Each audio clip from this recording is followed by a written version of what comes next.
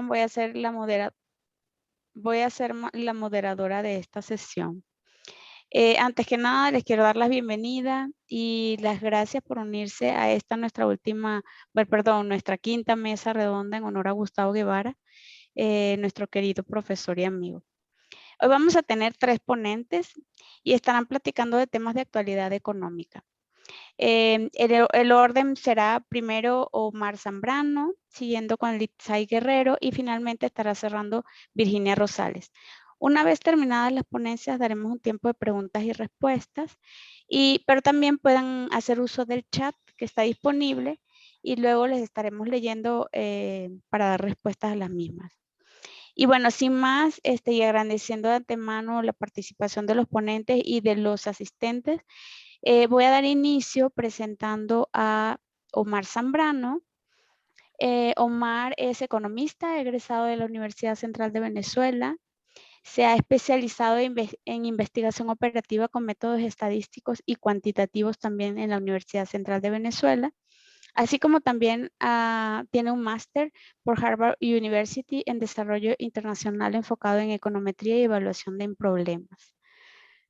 Actualmente es el director de ANOVA Policy Research y es profesor adjunto de la Escuela de Economía de la Universidad Católica Andrés Bello. Bienvenido, Omar, y bueno, te voy a dar la palabra porque Omar nos va a hablar en esta ocasión de temas de distribución de renta en Venezuela. Adelante. Bueno, muchísimas gracias. De verdad que lo primero que quiero decir, estoy súper contento y complacido de estar acá, además honrando a Gustavo, ¿no? Que aunque no fue nunca mi profesor, siempre desde lejos lo admiré mucho y su trayectoria siempre me impresionó desde aquellos años de los congresos de estudiantes de economía, ¿no? A mí me impresionaba mucho porque yo no tenía un profesor como Gustavo, que Gustavo iba como, por donde iba Gustavo, iba como una gallina con unos pollitos detrás, ¿no? Y era impresionante la devoción de sus alumnos. Y yo decía, bueno, ese tipo tiene que ser muy chévere, ¿no? Porque esa devoción que los alumnos le profesaban, digamos, y que uno desde lejos veía, decía yo, quisiera tener un profesor así, ¿no? Y luego lo conocí más profesionalmente y sé que era un tremendo profesional. Entonces, bueno, cuando Virginia me invitó, me gustó mucho participar en esto, ¿no? Entonces, yo agradezco muchísimo la invitación. Entonces, bueno, para no comerme más el tiempo que me corresponde, bueno, creo que simplemente yo quería como empezar esta mesa redonda de actualidad económica, tratando desde mi perspectiva y con las cosas los instrumentos que tengo y un poco la investigación que hemos hecho desde ANOVA, tratar de describir o de caracterizar el momento actual de la economía venezolana, ¿no?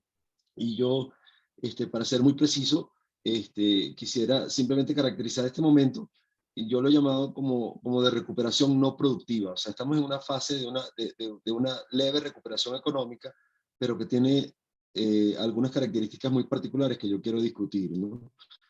Sabemos que Venezuela viene de este periodo larguísimo y profundo de esta recesión económica que ya iba para 8 años, digamos, que convierte el caso venezolano en uno de estos temas casi de estudio, ¿no? Una recesión tan profunda y tan prolongada es rara en la historia económica global y además una economía relativamente rica, de ingreso medio alto, que colapse de esa manera y que pierda 70-80% de su Producto Interno Bruto en un periodo es algo inusual, por decirlo menos, ¿no? Es una rareza, sobre todo en tiempos de paz. Ha sucedido en zonas de guerra, pero nunca en una economía en paz, en tiempos de paz, ¿no? Entonces, digamos, desde 2017 hubo como diría, como un cierto cambio estructural en la manera de hacer política económica en Venezuela que ha permitido, digamos, que la economía venezolana empiece a reaccionar, y eso es lo lindo de la economía. La economía es como este río, ¿no? Un río crecido que tú le intervienes el cauce, pero tarde o temprano la economía como que vuelve a recuperar cuando se crece, vuelve a recuperar. Entonces la economía, aunque haya un desierto, cuando tú pones las condiciones de nuevo, como que vuelve a florecer, ¿no? Entonces eso es lo que estamos como observando, estos brotes verdes económicos que son consecuencias básicamente de dos cosas, ¿no? O de tres cosas, ¿no? Uno, por un lado, un cambio de política digamos, de una liberalización o sea, dentro de una tendencia que venía sostenida de controles económicos. La liberalización ha permitido, digamos, que haya como cierto espacio de nuevo para la iniciativa económica privada en ciertos sectores. Eso junto con, digamos, el fin de los controles de precios, de cambio y además una política deliberada de libre importación, o sea, de puertas abiertas en la aduana para traer productos, sobre todo de consumo final, ha permitido que se recupere cierta noción de la economía venezolana.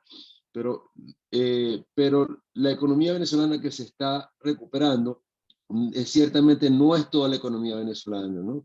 Entonces, los efectos sectoriales de esta liberalización, junto con los efectos macroeconómicos de una hiperinflación que no se termina de ir, aunque formalmente hayamos salido de ella, según la definición clásica, digamos, junto con la tendencia de la política monetaria, si se quiere, del gobierno, a tratar de controlar la hiperinflación a través del control del tipo de cambio o la estabilidad del tipo de cambio, ha producido esto, ¿no? Una liberalización por un lado, con libre aduana, y por otro lado, una apreciación tremenda del tipo de cambio real, ¿no? Entonces, bueno, en ese contexto, ¿qué se ha recuperado? Bueno, se ha recuperado el consumo de bienes finales importados y el sector que está ligado a esto, que es el comercio. Básicamente, la recuperación que estamos observando en Venezuela tiene muy limitado, digamos, tracción productiva, porque se está recuperando sobre todo la comercialización, el consumo y los servicios ligados al consumo de importados finales, de consumo final, que no se producen en el país, sino que vienen directamente en una política casi que de la aduana a tu mesa, digamos, ¿no? Entonces uno ve, bueno, sí, se ha recuperado, hay tiendas y hay restaurantes y hay grandes comercios y hay unas farmacias fabulosas y hay unas licorerías fabulosas, pero bueno, básicamente eso es bienes de consumo final de origen importado que no están produciendo, digamos, la atracción productiva y laboral que uno esperaría en una recuperación. Entonces, dentro del circuito económico que estamos viendo una cierta recuperación del lado del consumo. El consumo está siendo financiado en parte por desahorro de los agentes que están trayendo plata de afuera, digamos, o por las remesas que están entrando, o bueno, o por los pocos que se han podido insertar en este circuito económico a través del mercado laboral, que están ganando ciertamente salarios mucho mayores de lo que percibían hace 2 o 3 años, ¿no? Pero esto, como el sector de comercio y servicios es un sector relativamente, digamos, de poco valor agregado, es su definición. Además, cuando estás vendiendo importado final, de consumo final importado, nada se queda en el camino, digamos. O sea, viene la aduana, o sea, viene, digamos, el producto, y deja algo, por supuesto, en términos aduaneros, dejará algo en transporte, dejará algo en los salarios que venden los vendedores y las tiendas y las cosas, pero relativamente no hay una recuperación del empleo total, ¿no? Entonces, así he caracterizado yo el momento actual venezolano. Es una recuperación relativamente improductiva porque estamos viendo una recuperación del comercio, pero no estamos viendo que se recupere la industria, la agroindustria, la manufactura, la construcción, el sector petrolero. Digamos, los motores típicos de esta economía siguen medio parados. Entonces, hay una percepción relativamente, digamos, sobre todo en las zonas más urbanas de las grandes ciudades, hay una sensación de recuperación, porque en Venezuela y en todas partes del mundo el bienestar está asociado al consumo y estamos consumiendo más, pero, pero ese consumo, como en el diagrama ese que le enseñaban a uno en el primer semestre de economía, la economía es como un circuito, ¿no? Está el circuito del consumo y el circuito de la producción, y está ligado a través de los salarios. Entonces, mientras no se recupere la parte productiva, es decir, mientras los sectores productivos tradicionales de esta economía, estoy hablando de la manufactura, de la agroindustria, de la construcción, digamos, de todo, de lo que realmente produce empleo, y mientras no se recupere, mientras no haya una aparición de buenos puestos de trabajo con mejores salarios, entonces es una recuperación superficial, fondeada, digamos, con fondos externos que vienen de remesas, vienen de desahorro, vienen también de la economía negra, que no sabemos exactamente qué tamaño tiene, que está fondeando ese consumo, pero ese consumo no tiene una contraprestación en el lado productivo. Entonces, y el comercio no es un sector que genere, digamos, tracción productiva en ese sentido, genera algo, hay algunos que se están insertando en esa burbuja,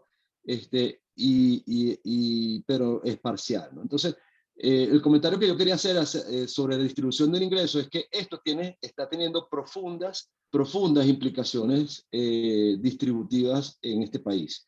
O sea, aparte de todo, digamos, de esta recesión tan grotesca y brutal que hemos tenido en 8 años, Venezuela se está convirtiendo en un caso infernal de desigualdad. De desigualdad porque no todos tienen cómo insertarse en la parte que se está recuperando. Y Venezuela es un caso típico de una economía que se está dualizando. El término económico correcto es una economía dual. Una economía dual que además funciona en un circuito, funciona en una moneda, y en otro circuito funciona en otra moneda. Entonces la dolarización también es esa frontera que divide a unos venezolanos de otros. Y esta economía dual tiene una economía que es relativamente productiva, que está teniendo estos brotes verdes, que digamos tiene cierto dinamismo económico, aquellos que puedan consumir, que puedan insertarse en ello, y hay otro circuito económico que no tiene acceso a esto o que tiene acceso solo parcial. O sea, creo que los venezolanos hoy en día estamos un poco mejor que hace 2 o 3 años, cuando era esos años terribles de la escasez, donde no había nada, donde había que hacer cola para todo, y los que vivimos aquí lo sufrimos muy en carne propia, porque ahora hay productos, digamos, ahora hay anaqueles llenos, ahora el problema es de acceso y de posibilidad, digamos, de consumir en ese circuito. Entonces, hay unos venezolanos que pueden consumir en él porque tienen ingresos suficientes o porque los desahorran o los traen de afuera o los reciben de afuera vía remesas o tienen algún tipo de negocio que les produce dólares y pueden suficientes para consumir en él. Hay una capa de venezolanos que yo digo que rasguña un poco este sector y bueno, ahí más o menos como que resuelve y gana unos dolaritos por aquí, unos dolaritos por allá y puede consumir, y hay otros que no tienen con qué. Entonces, ese es el foco que yo quiero darle, ¿no? Porque se tiende a pensar que, bueno, sí, Venezuela está mejor y hacer como una especie de afirmación general de que todo está mejor, pero yo creo que hay que pensar que hay un tipo de venezolano, una parte de la población venezolana que no puede insertarse en el circuito económico productivo que se está recuperando y no tiene además los elementos para hacerlo. No es un tema de voluntad, es un tema de que hay simplemente 2 formas de insertarse en ese circuito. O porque tú obtienes dólares porque te los mandan de afuera, o porque o los desahorras, los tenías ahorrados afuera y los traes, o porque tú te insertas en el mercado laboral y puedes ganar salarios en dólares. Entonces, bueno, hay un tipo de venezolanos que no tiene posibilidad alguna de participar en ese mercado laboral. Y en particular, por ejemplo, piensen en los adultos mayores, en la población retirada, que ya está fuera por definición del mercado laboral, no tiene cómo insertarse en ese circuito. Y si esa población, una parte de esa población no tiene además un familiar afuera que le mande remesas o alguien que digamos le provea de dólares, esa población está condenada a estar excluida completamente del circuito económico formal que se está recuperando. Hay otros casos, bueno, discapacitados, niños que tampoco pertenecen al mercado laboral, cualquier otra persona empleados públicos, por ejemplo, que sus salarios están, aunque, bueno, hubo un anuncio hace poco de que iba a aumentar un poco el salario mínimo y tal, pero hay empleados públicos que simplemente están condenados a no participar. Entonces, esa es la frontera de esta economía entre los que tienen y los que no tienen, y esa frontera es hoy en día más marcada que nunca, y nosotros tenemos evidencia además que esto está siendo así, o sea que los deciles más ricos de la distribución del ingreso están viendo mejorar muchísimo su parte, su porción del ingreso, mientras los deciles más pobres de la distribución del ingreso están cayendo profundamente. Entonces es una brecha que es profunda, pero además se está ampliando. Entonces Venezuela se está transformando en una economía, digamos que es altísimamente desigual, por casos que yo solo he visto en otros países, en algunos países africanos o en Haití. En Haití, o sea, a mí se me parece Venezuela cada día más Haití.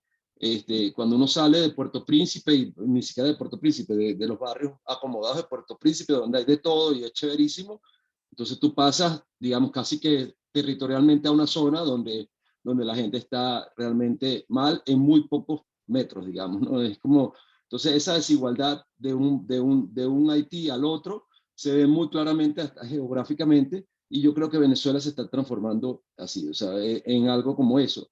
Y eso va a seguir sucediendo mientras no se recupere el circuito económico completo y mientras no haya condiciones para una recuperación de más ancha base, que cree empleo, que cree, porque al final los salarios y los ingresos laborales son insustituibles. No hay ninguna otra fuente dentro de los ingresos familiares, no hay ninguna otra fuente que sustituya unos buenos ingresos laborales. Entonces, mientras no haya generación de empleo, mientras no haya generación de buenos salarios y digamos, de buenos ingresos laborales, esta brecha se va a seguir abriendo, ¿no? Entonces, yo creo que eso es una buena forma de caracterizar la economía venezolana en este momento. Sí, hay recuperación, pero también está sucediendo esto en paralelo, y creo que no es trivial, creo que es un tema que muy poca gente está hablando, y esa es como una obsesión mía de hablar de estas cosas todo el tiempo, porque me parece crucial para una economía como la venezolana que tengamos en cuenta que esto tiene profundas consecuencias para el desarrollo de Venezuela y tiene profundas consecuencias sociológicas para el tejido social y también hasta implicaciones políticas que son súper indeseables. Entonces, creo que hay que seguir hablando de desigualdad en Venezuela. Entonces, bueno, creo que lo dejo hasta ahí por ahora, y le doy paso a mis excelentes colegas para que tomen la palabra. Gracias, Omar. En realidad es muy interesante porque justamente lo que yo pienso es que es como una mejora superficial, como realmente lo mencionaste, ¿no? Y solamente lo puede entender quizás alguien que no está en ese proceso, que no tiene la inversión, no tiene las remesas. Quien está viviéndolo como el porcentaje grande de la población del país, no siente que hay una mejora, porque no puede acceder a ese tipo de productos que están dando esa falsa mejoría dentro del país, ¿no? Yo creo que así como bien dices, hay que seguir diciéndolo y diciéndolo y diciéndolo, ¿no? En todos los círculos posibles para que la gente capte que el porcentaje de población pobre es muy, muy alto en el país. Muchísimas gracias, Omar. Bueno, le voy a dar paso ahorita a Litzai Guerrero. Eh, Les doy un poquito de su reseña porque bueno, son muy extensas. Litzai es economista de la Universidad Carabobo, con posgrado en Derecho Internacional Económico y de la Integración de la Universidad Central de Venezuela. Cuenta con más de 19 años de experiencia en el sector público y privado en áreas de regulación de competencia, políticas públicas industriales, análisis del entorno regulatorio e impacto de políticas públicas, integración económica, comercio exterior, inversiones extranjeras directas. Actualmente se desempeña como consultora en materia de políticas públicas, entorno de negocios y regulatorio, inversiones extranjeras directas, integración económica y comercio exterior. Bienvenida, Litzai. Litzai nos va a platicar del comercio internacional y la crisis de suministros. Muchísimas gracias, Naz. Bueno, un gusto saludarlos a todos y compartir en este espacio, del cual agradezco en lo particular que nos permitan contar para, bueno, no solamente homenajear, sino para pensar en Gustavo. En mi caso particular pensaba en Gustavo cuando estaba dándole el diseño a esta presentación, y me lo imaginaba además criticándola con su muy acucioso trabajo como siempre hacía, y bueno, la verdad que muchísimas gracias por permitirme compartir con ustedes, conversar en los próximos minutos acerca de un tema de actualidad económica en donde me voy a permitir hacer unos incisos particulares en 3 aspectos de los cuales discutíamos no solamente en el salón de clases con Gustavo, sino también fuera de clase, cuando nos tocaba la tarea de comentar bien sea las presentaciones o bien sea lo que estaba en los libros o de conversar algunas ideas que se nos podían ocurrir en ese momento. Fíjense, vamos a hablar en los próximos minutos acerca de lo que se está presentando en las crisis, dada la crisis en la cadena de suministros, y que tiene que ver con aspectos en materia tanto de política comercial a nivel de cómo están los países intercambiando desde el punto de vista global, y también desde el punto de vista de la toma de decisiones en materia de políticas públicas industriales, en materia de política de regulación de competencia y también en materia de atracción de inversiones. Y todo esto, cómo está incidiendo desde el punto de vista de las decisiones que están tomando las empresas transnacionales. Los elementos que vamos a conversar de inmediato están abocados en, bueno, cuál era el contexto que estaba previo a la pandemia y cómo ha estado durante la pandemia, cómo esto ha impactado las cadenas globales de valor y en específico a estas cadenas de suministro, cuál ha sido, digamos, esa incidencia desde el punto de vista de las estrategias que se han adoptado, y bueno, luego haremos estos comentarios que ya les adelantaba, con un par de minutos que dedicaré nada más para hablar acerca del caso de Venezuela, porque por razones obvias, no solamente por lo que significa nuestro país, sino también por las implicaciones que tiene desde el punto de vista del análisis, tanto académico como desde el punto de vista práctico. Bueno, ¿qué debemos destacar de este contexto que estaba globalmente antes de la pandemia? Bueno, ya venían unos cambios interesantes desde el punto de vista de los modos de producción, de cómo estaba ya, digamos, el efecto de lo que llamamos hoy en día la cuarta revolución industrial, el Internet de las cosas, procesos más automatizados, cambios desde el punto de vista del requerimiento inclusive de recurso humano, y de cómo todo esto estaba impactando en la decisión de las empresas entendidas como estos agentes económicos que además están en la búsqueda constante de eficiencia y de maximización desde el punto de vista de sus ingresos. De esta manera se fue dando además una fragmentación en la producción. Las empresas, sobre todo las empresas transnacionales, dejaron de ver que podían solamente producir en los países en donde estaban establecidas y que podían aprovechar precisamente lo que era esta economía que se estaba abriendo a nivel global y que podían entonces tener distintos procesos productivos en distintos países, aprovechando, entre otras cosas, los cambios que se estaban dando a nivel de políticas comerciales, a nivel desde el punto de vista de acuerdos comerciales, de flexibilidad o de facilitación precisamente para el comercio. Y de esta manera, bueno, nos encontrábamos en un proceso en el cual la economía global cada vez ha estado mucho más hiperconectada. Y acá hago también otra acotación. Esto no solamente ha impactado desde el punto de vista de industria manufacturera, también ha impactado a lo que es el segmento de servicios, un segmento que ha tenido además un importante crecimiento desde el punto de vista no solamente de generación, sino también desde el punto de vista de esa conexión con los procesos productivos dentro de la industria manufacturera. También se dieron cambios a nivel de las políticas y de los regímenes para la atracción de la inversión extranjera directa, buscando precisamente, digamos, en lo que podemos ver como una sana competencia entre países, de ser los huéspedes de la mayor cantidad posible de empresas que encontraran en estos territorios las condiciones ideales para llevar a cabo estos procesos productivos. Otro elemento para bueno, compartir con ustedes tiene que ver con cuál ha sido la relación desde el punto de vista de producción global y de comercio global. Ha sido, digamos, una relación entre comercio global y PIB mundial, en el cual, bueno, ha habido una mayor variación desde el punto de vista de la respuesta del comercio con respecto a ese crecimiento del PIB global, y esto, por supuesto, se ha visto afectado en lo que fueron recientemente las crisis, tanto del 2008, 2009, como esta que ha sido generada por la pandemia. Quería comentarles, y acá, bueno, valga el recordatorio para los que veíamos Economía Industrial con Gustavo, Bueno, desde el punto de vista de políticas públicas en esta materia, se pasó a un enfoque mucho más novedoso, mucho más interactivo.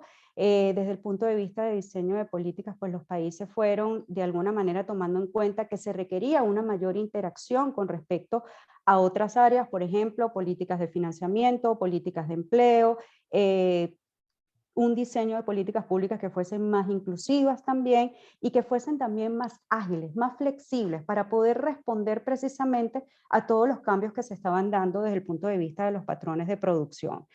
Un elemento que me gustaría destacar es que de acuerdo con la UNCTAD, en el artículo que dedicó en su World Investment Report del año 2018, entre el periodo 2013 y 2018, 84 países a nivel global implementaron estrategias de políticas públicas industriales con estos nuevos enfoques. ¿Y qué tenían estos nuevos enfoques? Bueno, objetivos muy claros, por supuesto, en materia de crecimiento, en materia de desarrollo, pero comenzaron también a tener un mayor, por así decirlo, realce desde el punto de vista de políticas orientadas a una creación de empleo, de un empleo además que estuviese respondiendo a los requerimientos desde el punto de vista de todo lo que era la producción a nivel de bienes y servicios, un fomento a una mayor participación de las industrias locales, tanto en la revolución tecnológica como en la inserción en las cadenas globales de valor.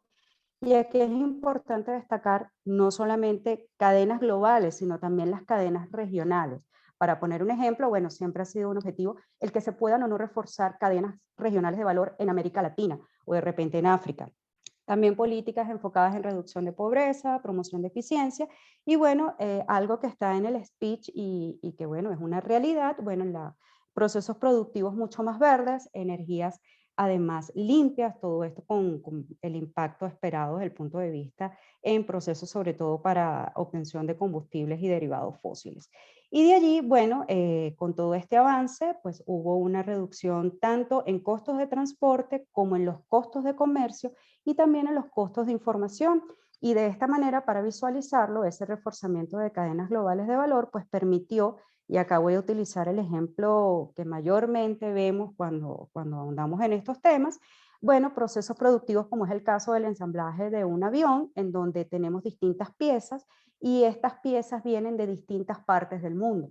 Entonces, bueno, obviamente acá lo primero que nos podemos situar es, bueno, definitivamente las empresas están tratando no solamente de hacer economías de escala, sino también economías de ámbito, de tratar de aprovechar precisamente de dónde pueden hacer, digamos, la importación o dónde pueden llevar a cabo estos procesos de manera más eficiente.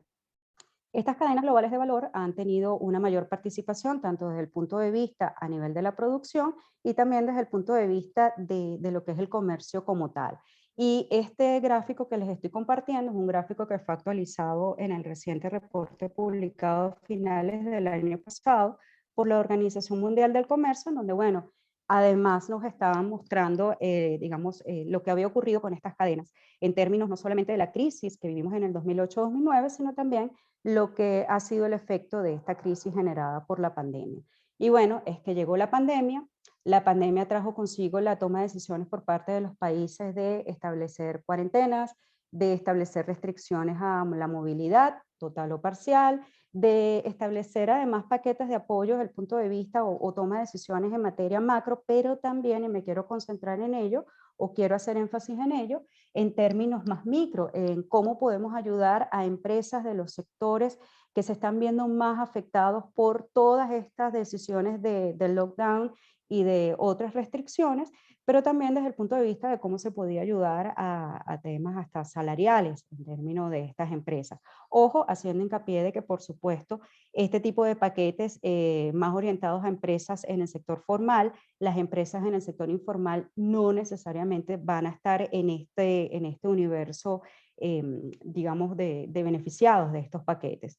También se generaron cambios en los términos del intercambio comercial a lo interno de los países y entre los países, porque bueno, hubo cambios en los patrones de consumo y esto por supuesto afectó en el cómo estábamos adquiriendo los bienes y en el cómo se estaba dando, digamos, toda esa llegada de productos. También hubo algo de lo que poco se habla, una flexibilización en la aplicación de la regulación o de las políticas de competencia, y esto haré un mayor comentario más adelante. De esta manera, el engranaje que ya teníamos desde el punto de vista de este mundo mucho más hiperconectado se vio afectado por la pandemia. Ese engranaje comenzó a fallar, se comenzaron a generar cuellos de botella, se comenzaron a generar además incrementos en los precios de transporte, y además de los precios, también tuvimos el efecto de la disponibilidad y la capacidad de respuesta del sector transporte para todo lo que tenía que ver con transporte de insumos, materias primas, bien sea vía aérea, marítima o vía ferrocarril. Y bueno, esto conllevó a que, derivados de todos estos cuellos de botella, de la toma de decisiones de empresas buscando mantener relativos márgenes de eficiencia, bueno, de que lamentablemente se suspendieran procesos productivos. Y esto generó como consecuencia, a su vez, de que la disponibilidad de bienes en los anaqueles, bien sea porque se compraban de manera en los mercados digitales o porque se fuese en la medida de lo posible a los mercados físicos, pues no se encontraban de la misma manera. Y hay otro elemento importante de destacar, y es que además esto afectó también a la prestación de servicios. Las estrategias adoptadas por los países, de acuerdo al Policy Tracker del FMI y también al seguimiento que ha hecho la Organización Mundial del Comercio, básicamente se enfocó en restricción de movilidad para personas y tipos de transporte. Tuvimos cierres de fronteras, suspensión de actividades no esenciales, hubo también restricciones al comercio que no se consideraba esencial, y también hubo estas restricciones a los tipos de servicios. Y ojo, un elemento importante que debemos destacar en términos de las restricciones y de cierres de fronteras, recordemos que antes de la pandemia ya a nivel del comercio internacional había un impacto de lo que en su momento generaron las tensiones comerciales entre Estados Unidos y China. La política comercial de Estados Unidos, pues bueno, tuvo su impacto y ya había una ralentización del comercio. Sin embargo, esto no había tenido el mismo efecto de lo que estamos teniendo hoy en día con la pandemia generada por el COVID. Otro dato importante, de acuerdo con la UNTAD, durante los 10 primeros meses del año 2020, para que tengamos referencia a nivel de los miembros del G20, se adoptaron 1.371 intervenciones de política como respuesta a la pandemia. Y de estas, 1.067 fueron perjudiciales para el intercambio comercial con los socios comerciales de los países miembros del G20. Esto pues llamó a la alerta de la necesidad de políticas que, bueno, respondieran más rápido a todos estos cambios y que apuntaran a la resiliencia de las cadenas de valor y a las cadenas de suministro, porque ya estábamos teniendo efectos en los anaqueles. Yo conversaba con Virginia en diciembre a propósito de uno de sus Econ-Shot. Bueno, había la expectativa para lo que fue el periodo del final de año, de las compras de Black Friday. Se estaba teniendo temor, bueno, porque más adelante en los siguientes meses no se encontraran ciertos productos en los anaqueles o que no se encontraran con la misma frecuencia con la que hemos estado acostumbrados. También había temor a la reducción de la integración comercial porque, bueno, además de que había medidas que restringían al comercio, había un enfoque como de autosuficiencia para los países y, bueno, como todos sabemos, los países no son autosuficientes. Entonces, bueno, ciertas medidas proteccionistas también estuvieron sobre la mesa, además que en algunos países fueron implementadas inclusive políticas de controles de precios. Ya nosotros en Venezuela hemos tenido una vasta experiencia bastante negativa al respecto con relación a este tipo de políticas. Y también se puso sobre la mesa la discusión acerca de la posibilidad de reorientación de la producción, del reshoring, que las empresas comenzaran a trasladar procesos productivos a geografías más cercanas para poder evitar estos riesgos que se habían presentado por los problemas de los cuellos de botella generados por esta fragmentación o esta hiperconectividad. A pesar de todo esto, bueno, los países tomaron sus medidas. Asia específicamente fue la que en primera etapa comenzó a relajar las restricciones porque había aprendido a cómo controlar la pandemia, luego vinieron las distintas olas, pero bueno, comenzó a haber también un mayor aprendizaje de cómo convivir con el virus y de esta manera pues comenzaron a reactivarse también ciertos procesos productivos y esto generó que se pudiese comenzar a ver una reactivación desde el punto de vista del comercio internacional y comenzar a tratar de restablecer ese engranaje desde el punto de vista de las cadenas de suministro. Tan es así que de acuerdo a las estimaciones recientes, tanto de la OMC como de la propia UNTAD, bueno, se ha estimado que para el cierre del 2021 el incremento a nivel del comercio internacional es de alrededor del 25%. Sin embargo, a pesar de este repunte importante, bueno, lamentablemente no ha habido todavía ese reajuste o rearmonización de las cadenas de suministro y además es un problema que se sigue viendo para digamos, el corto y mediano plazo. Las perspectivas, bueno, se espera que antes de todo esto de Ucrania, ya voy a hacer la salvedad rápidamente, bueno, de que hubiese un menor crecimiento del PIB global. Y fíjense lo que les comentaba, bueno, se espera que continúen las disrupciones en la cadena porque es que volver a tener esa armonía en todo ese proceso productivo a nivel global no es una tarea fácil. También hay una expectativa con respecto a la tendencia de los acuerdos comerciales regionales. ¿Por qué? Bueno, porque los países de esto también han aprendido, han tratado de ver qué elementos positivos han tenido de la pandemia, cómo pueden mejorar su relacionamiento comercial y qué tienen que revisar desde el punto de vista de ese marco legal que les permite el intercambio de bienes y servicios. También hay expectativas con respecto a qué tanto podemos avanzar en esa economía global más verde, a la sostenibilidad de la deuda, hay preocupaciones con respecto a la tendencia de la inflación y bueno, sigue estando presente, digamos, la incertidumbre con respecto al virus. Y recordemos que para que las empresas tomen decisiones y precisamente para que se pueda dar una recuperación mucho más sólida y en esa onda resiliente, los agentes económicos necesitan también un poco de certidumbre para tomar esas decisiones. Y bueno, con todo esto, y disculpen que utilice esta expresión, y como diría el dicho popular, parió la abuela, tenemos entonces el efecto de Ucrania. Acá les dejo algunos elementos que han sido destacados en un documento que fue publicado esta semana acerca del impacto. Y estos impactos vienen dados, bueno, porque tanto Ucrania como Rusia son unos importantes players desde el punto de vista de comercio global para ciertos productos agrícolas y de combustibles. Y bueno, esto está teniendo unos efectos en el reacomodo para el transporte de bienes y servicios. Para ir finalizando, bueno, unos comentarios puntuales con respecto a las políticas industriales. Esto crea la necesidad de repensar cómo podemos hacer desde el punto de vista, y esto va sobre todo a los policy makers, para que las políticas que en lo sucesivo se implementen consideren todos estos nuevos estadios, todos estos nuevos cambios que hay, o los cambios que hay en las estructuras de mercado, en cómo están intercambiando los agentes. Desde el punto de vista de la política de competencia, el gran reto es cómo se va a implementar o cómo se va a seguir implementando, qué cambios también son necesarios, considerando que ha habido un número de empresas que lamentablemente han salido porque no resistieron los embates de la crisis. Hay empresas que reforzaron su posición de dominio, que no quiere decir que abusen de la posición de dominio, pero es un riesgo que está allí. Y cómo volver a encauzar, dado que se dieron flexibilizaciones en materia del enforcement de la legislación de competencia. Desde el punto de vista de la política comercial, lo primero que quiero mencionar es que los acuerdos comerciales que hoy en día están, aun cuando han tenido rondas de, digamos, de reforma, son acuerdos comerciales que fueron establecidos bajo un contexto sin pandemia, en primer lugar, por lo tanto, esto llama a la reflexión de qué elementos son necesarios a lo mejor incorporar para hacerlos también más resilientes y qué hace falta a nivel del entorno multilateral, a nivel de la OMC, para que también esto se pueda reforzar. Desde el punto de vista de política de inversiones extranjeras, ha habido cambios en los países, algunos se han orientado a sectores más específicos de salud o de cuidado.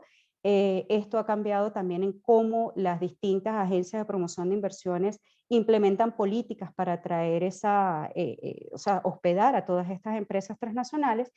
Y estas tres vertientes tienen unos puntos en común, porque al final del día se generan estructuras de incentivos que lo que pretenden es tratar de alinear las mejores condiciones para que las empresas transnacionales y también las MIPYMES puedan tener intercambios y puedan tener procesos de producción tanto de bienes y servicios mucho más eficientes y de nuevo, utilizando la palabra que está de moda, mucho más resilientes. Para ir finalizando, bueno, unos breves comentarios con respecto a Venezuela. La situación del país en términos de comercio internacional realmente no ha variado, seguimos siendo totalmente monodependientes de lo que tiene que ver con las exportaciones en el mercado petrolero, cuando gremios como ABEX nos dan las buenas noticias de que ha habido un incremento en la exportación de bienes no petroleros. Lamentablemente la realidad es que seguimos teniendo una deficiencia en la diversificación de exportaciones, y aquí hay otro punto importante: para poder exportar hay que producir. Hay además que ser sostenibles y ser además proveedores confiables y visualizar lo que está ocurriendo en el resto del mundo. No tenemos correctas políticas públicas ni industriales, y tenemos una ausencia absoluta tanto de la institucionalidad como de una buena norma de competencia, y en consecuencia todo lo que está vinculado a esta materia.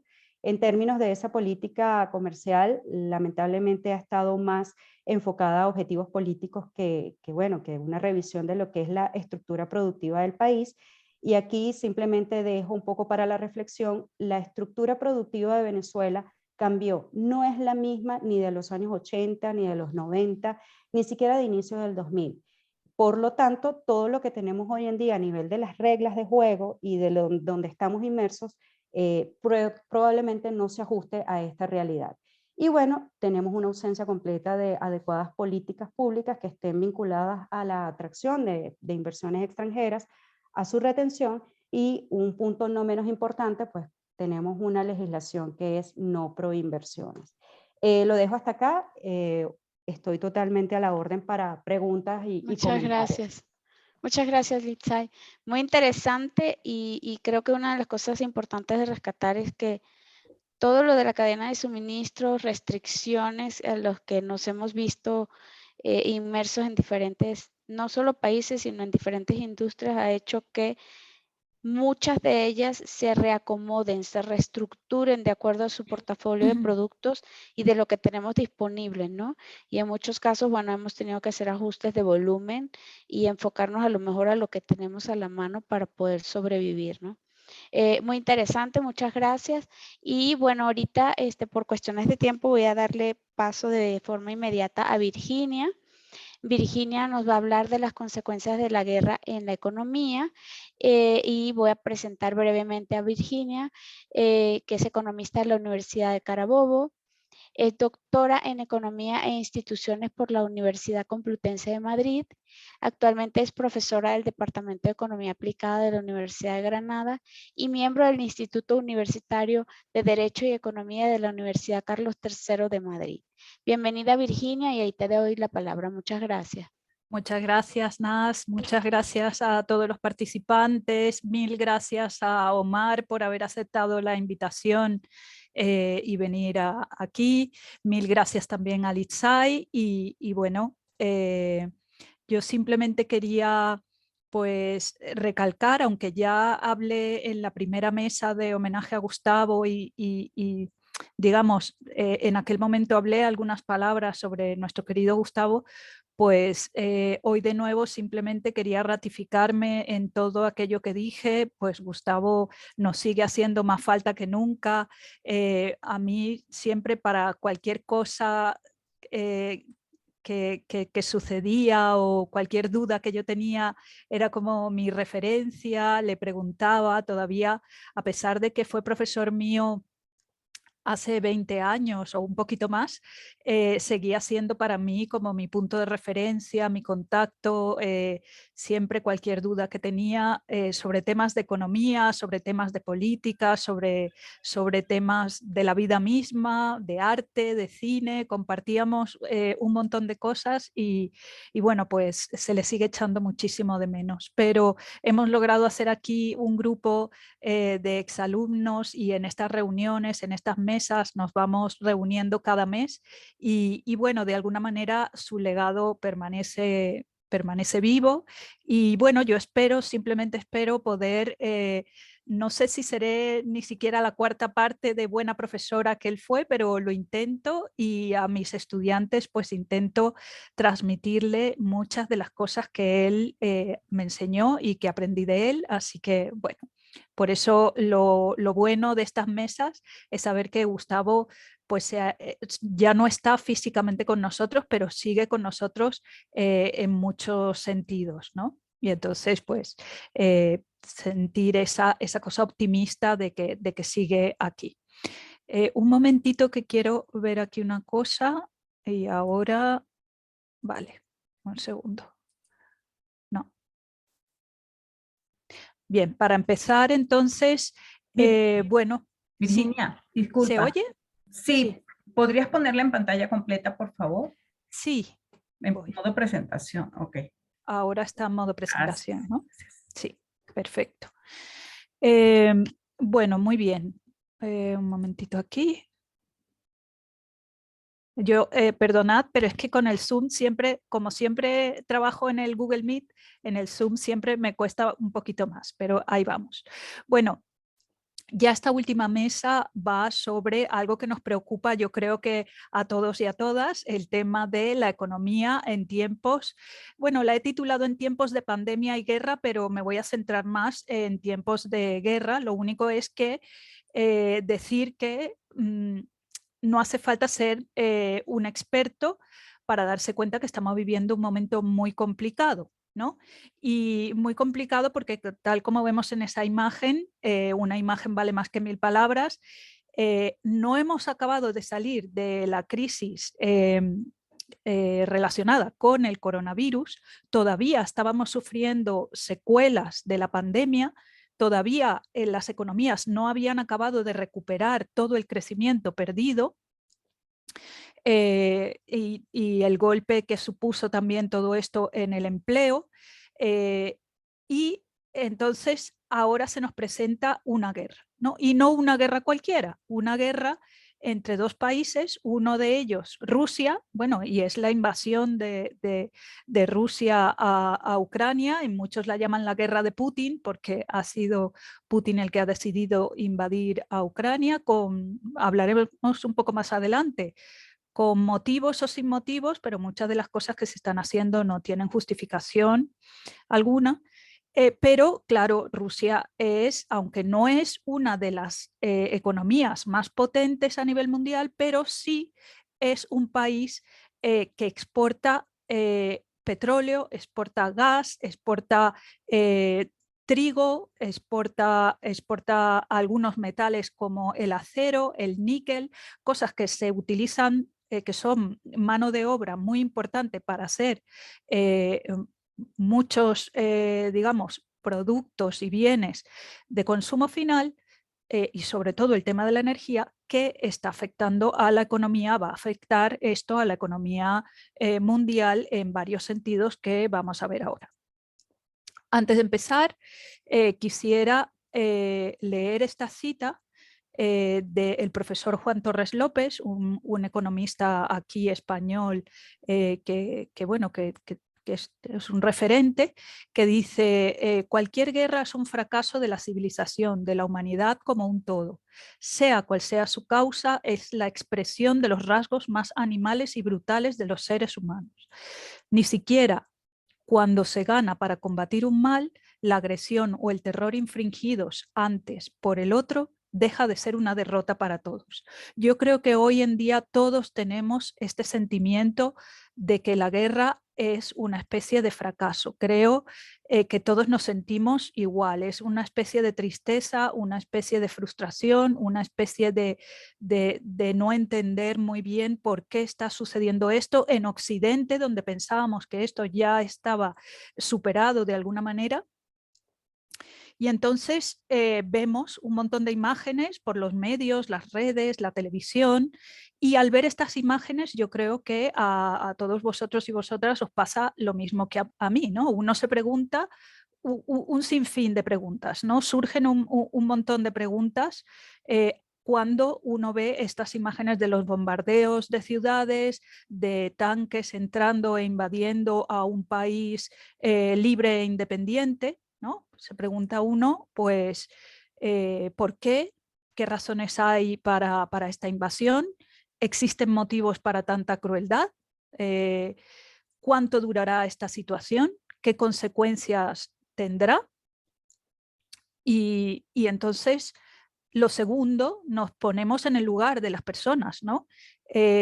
Las personas que tienen que dejar sus hogares, las separaciones forzosas, las pérdidas materiales e inmateriales, pérdidas de todo tipo. O sea, estamos siendo testigos, porque claro, con la cantidad de imágenes que circulan por las redes o que vemos en las noticias, estamos siendo testigos de un drama fortísimo, ¿no? Y nos ponemos allí en la piel de esas personas que están perdiendo su casa, familias que están perdiendo alguna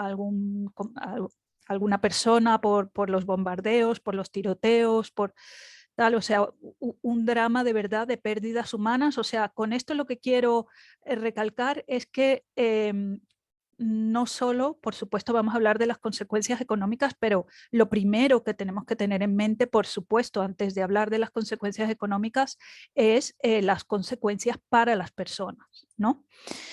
Pensamos también en las incalculables pérdidas materiales en Ucrania. De nuevo, vemos esas imágenes y pensamos, pues, la gente que tenía su casa en esos bloques que vemos destruidos por completos y bombardeados. Pensamos, bueno, ahí había gente que tenía su casa, su vida, sus cosas, y todo eso se ha perdido, ¿no? Y no solo eso, para el país, infraestructuras de todo tipo, ¿no? O sea que el coste para Ucrania es enorme, ¿no? Desde el punto de vista material e inmaterial. Nos preguntamos también por los efectos a nivel global y ya vamos llegando pues a donde esta presentación se dirige. A los efectos a nivel global, pensamos, bueno, ¿y esto nos va a afectar de alguna manera al resto del mundo, directa o indirectamente? ¿Por dónde va esto, no? Bueno, pues efectivamente, de nuevo, no hay que ser experto para pensar y sospechar que esta guerra va a tener muchas consecuencias en diversos ámbitos, ¿no? No solo el ámbito económico, el ámbito político, el ámbito geopolítico, el ámbito, o sea, desde el punto de vista filosófico, desde el punto de vista moral, ético, psicológico, desde el punto de vista de salud pública. O sea, las consecuencias de esta guerra son enormes, ¿no?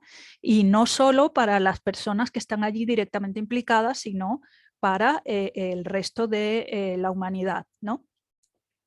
Como economistas, nosotros podemos analizar este problema a diferentes niveles. Por ejemplo, a nivel microeconómico podemos ver los costes directos e indirectos que tiene esta guerra, tanto para las personas que están allí, las empresas que están allí en Rusia, en Ucrania, en los alrededores, y todas las empresas que se relacionaban individualmente con estos países.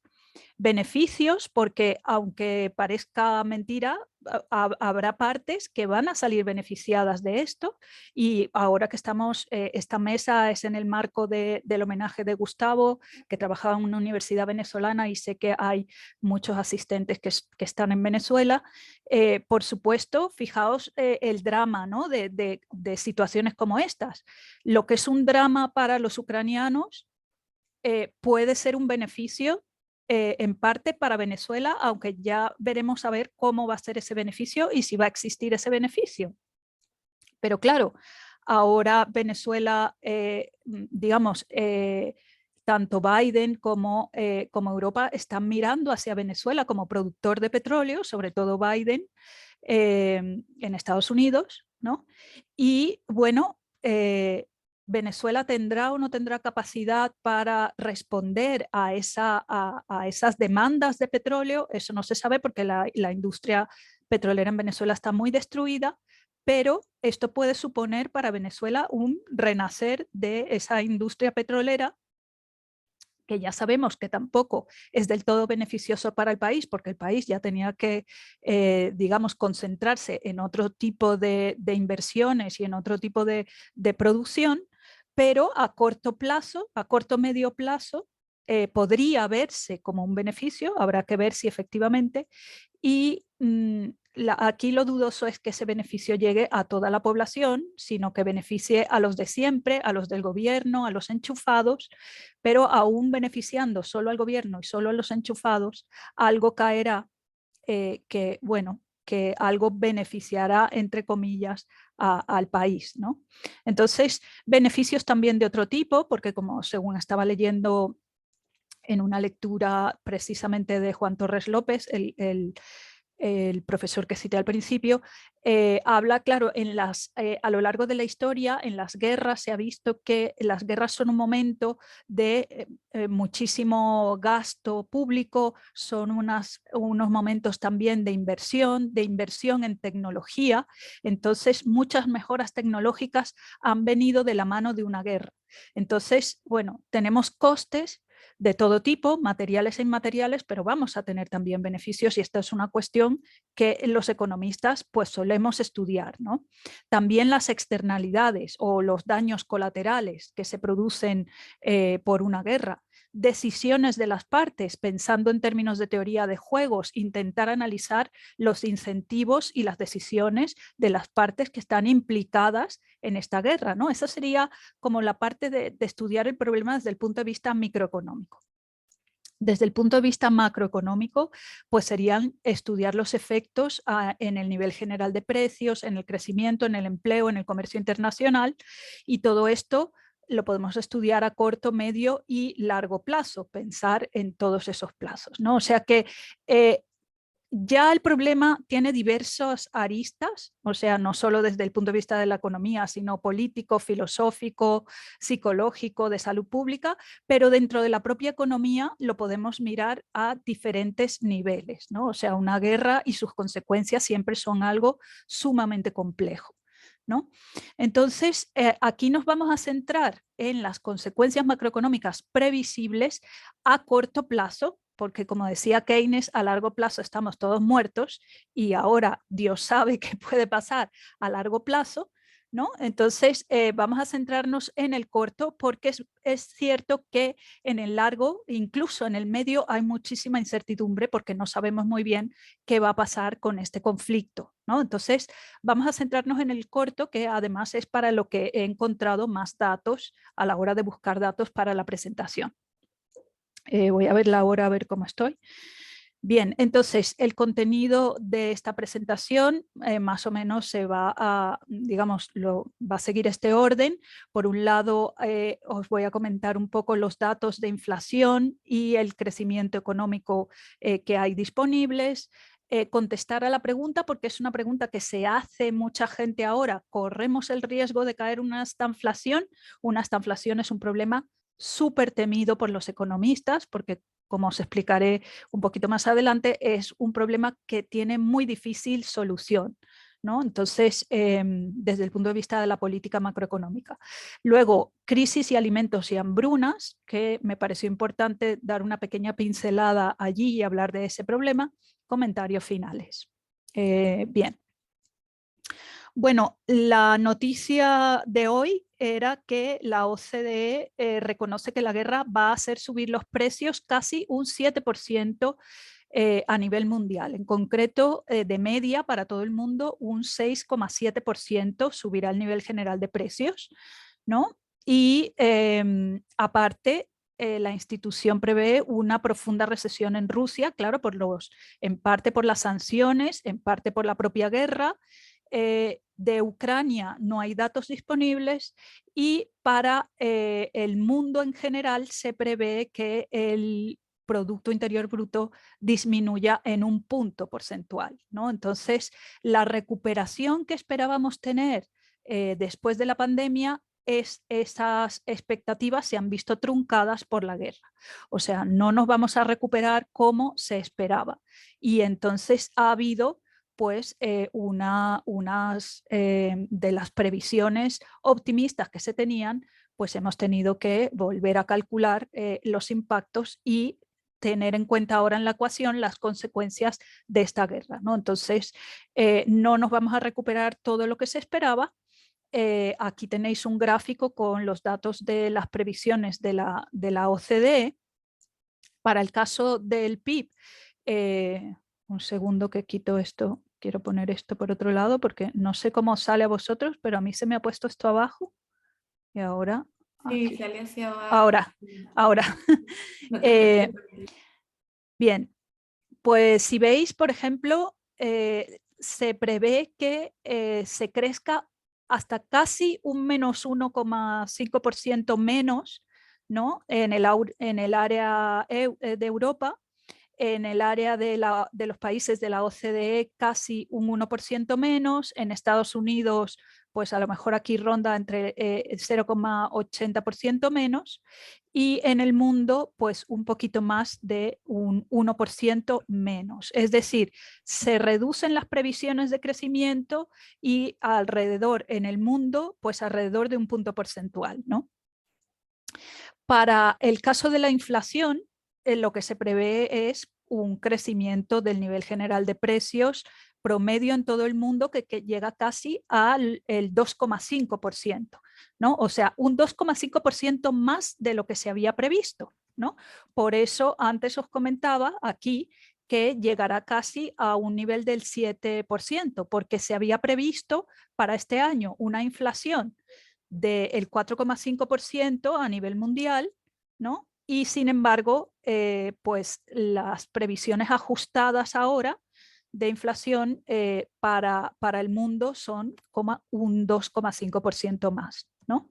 Entonces, esto la verdad es que ya nos dice que vamos a estar en una situación de inflación, que es lo que tenemos seguro, ¿no? Que ya además veníamos viviendo una inflación tanto en la zona euro como en Estados Unidos. Bueno, Venezuela ha tenido su hiperinflación desde hace mucho. Venezuela es como un caso aparte, ¿no?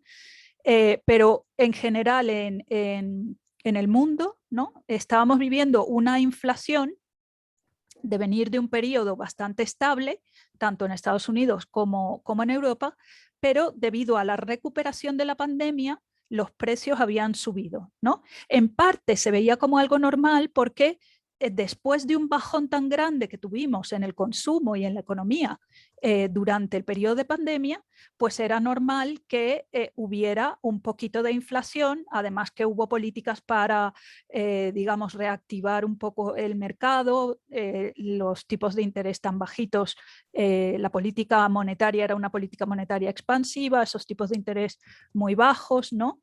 Y entonces, pues todo eso hizo de alguna manera que hubiera una subida de la demanda agregada, pero que entraba dentro de lo normal, ¿no? En el caso de España en particular también se debía a una subida de los precios de la energía. Es decir, la guerra, como veremos ahora, ha hecho que suban los precios del petróleo y del gas, pero ya venían subiendo antes de la guerra, ¿no?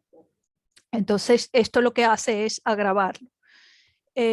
Bueno, ¿por qué ocurre, por qué ahora, digamos, estas previsiones de menos crecimiento y más inflación? ¿No?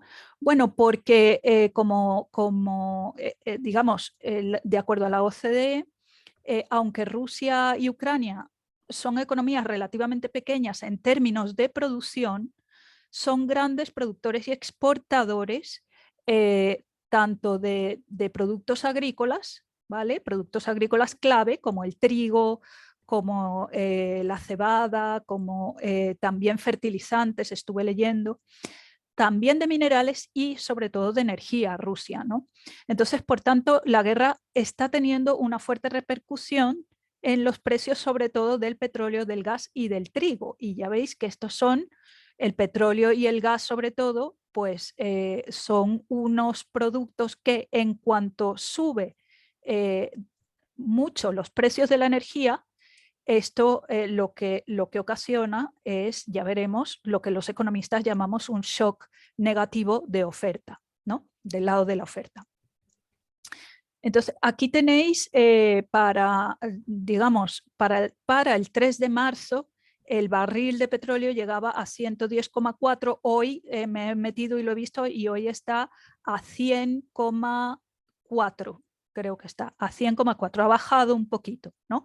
Pero ha subido a unos niveles que no teníamos desde junio del 14, ¿veis? Veníamos con unos niveles muchísimo más bajos.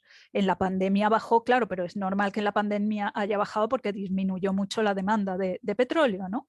Pero ahora ha pegado una subida muy grande debido a la guerra, y lo mismo sucede con el gas, ¿no? Que está a 143,5 kilovatio hora. O sea, el gas es lo que está mucho más caro, y el problema que tenemos en Europa y sobre todo Alemania, por lo visto, que es el gran dependiente del gas ruso, es precisamente el problema de la subida de los precios del gas, ¿no?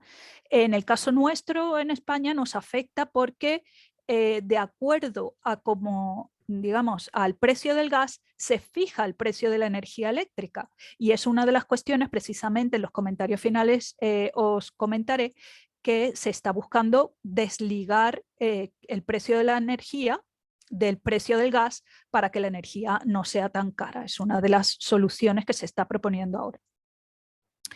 Entonces, lo que nos encontramos aquí es un shock de oferta, como decían en uno de los artículos que leí, de manual de economía. O sea, es que efectivamente cuando cualquier economista que lea las noticias y vea lo que está subiendo el precio de la energía, sobre todo el petróleo y el gas, sabe que esto, desde el punto de vista del modelo más sencillito que vemos en Introducción a la Macroeconomía, por ejemplo, que mis estudiantes de Economía Política, que he visto que alguno está conectado, lo vemos en Economía Política en primer año de la carrera, cuando vemos el equilibrio macroeconómico y estudiamos los shocks de oferta y de demanda agregada, esto es un shock de oferta agregada de manual, que cuando nosotros lo estudiamos en macroeconomía, se estudia el ejemplo de la crisis económica de los años 70 debido a la guerra del Yom Kippur. Y entonces, por eso, actualmente muchas personas se preguntan si vamos a volver a una situación como la de los años 70. Y con miedo, porque la crisis de los años 70 fue una crisis que digamos, se alargó por mucho tiempo. Fue muy difícil salir de esa crisis económica. Luego brevemente comentaré por qué. Y entonces hay el temor de que caigamos en una situación como esa, ¿no? Como la guerra del Yom Kippur, que en aquel caso fue una guerra entre Israel y los países árabes, y los países árabes lo que hicieron fue embargar y no enviar petróleo a los países de Occidente que habían apoyado a Israel, ¿no? Si os acordáis, digamos, en Venezuela, precisamente esa fue la etapa dorada de Venezuela, ¿no? En aquellos momentos se le llamaba a la Venezuela saudita, porque Venezuela, esa guerra, por el contrario, la benefició, porque se produjo muchísimo petróleo, sobre todo a principios de los 70, se produjo muchísimo petróleo y fue un momento de una riqueza que yo creo que Venezuela no ha vuelto a tener otra riqueza como esta. O sea que, y a lo mejor dentro del gobierno actual ahora en Venezuela estarán relamiéndose pensando que vamos a volver a una situación como aquella, y viendo pues que van a llenar más los bolsillos, y lamentablemente esto al venezolano de a pie poco le llegará, ¿no? Dado los niveles de corrupción y tan grandes que hay ahí ahora. Pero bueno, entonces lo que tenemos es un shock negativo, y claro, en el shock negativo lo que vemos, lo podéis ver allí, es el equilibrio macroeconómico. Cuando la oferta agregada se desplaza hacia la izquierda, lo que este modelo nos permite predecir es que va a haber una subida al nivel general de precios y que va a disminuir el producto en la economía, y es justamente esto lo que predicen los organismos internacionales actualmente. Hemos mencionado y hemos citado aquí el de la OCDE, porque justamente hoy era el dato que estaba en la prensa, ¿no? Las previsiones de la OCDE. Bueno, yo sí que he estado investigando un poco y leyendo sobre el paralelismo de si se puede hablar de un paralelismo entre la guerra del Yom Kippur, esa crisis que hubo en los años 70 debido a la subida de los precios del petróleo, y sí puede haber un paralelismo con la guerra actual, ¿no? Y las consecuencias que vaya a tener la guerra actual. Hay expertos, entre ellos uno de los que se ha pronunciado, que si no lo seguís en las redes, yo os recomiendo que lo sigáis, Oliver Blanchard, que habla de que cree que no se va a repetir, ¿no? O sea que las condiciones no son las mismas, ¿no? Porque primero la dependencia del petróleo no es tan grande como entonces, ha habido ciertos avances en digamos, utilizar otras energías renovables. La inflación en aquel momento era mucho mayor. Por poneros un ejemplo, en España actualmente tenemos una inflación del 7,5% y en aquel momento era del 28%, ¿no? Entonces la diferencia en ese sentido es distinta. La política monetaria de entonces era mucho más restrictiva, los tipos de interés eran más altos. Entonces, cuando tenemos unos tipos de interés altos, eso hace que la demanda agregada disminuya, ¿no? Y entonces lo que se hace es agravar, por un lado, bueno, ahí os pongo el shock negativo agrava los efectos de un shock negativo de oferta, pero hace además que la demanda agregada disminuya, ¿no? Entonces, subir los tipos de interés, luego os lo digo en los comentarios finales, es una de las cosas que muchos expertos y muchos economistas están pidiendo ahora que no se haga. En Estados Unidos se subieron los tipos de interés un 0,25% porque traían esa inflación previa, ya traían una inflación y porque tienen miedo de que la inflación siga subiendo.